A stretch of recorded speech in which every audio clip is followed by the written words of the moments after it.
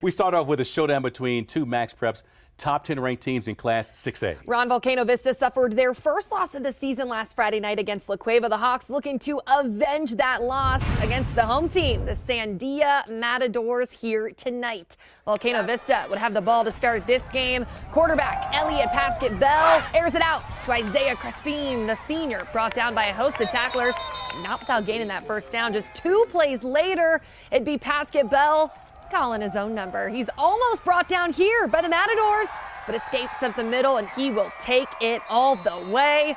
Hawks on the board first. PAT would be no good, though, so Volcano leads 6-0. Sandia can't get anything going. Hawks ball again, Pasquet-Bell to Jace Anderson, the junior, with a big run up the middle through traffic.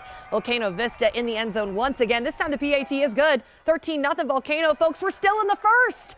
Pasquet-Bell gives it off to Christian Ray. He's tackled just over the goal line. The Hawks pile it on. A 20-0 lead in the first. Volcano, well, they would take it from there. The Hawks flying high over the Matadors tonight, 33-7.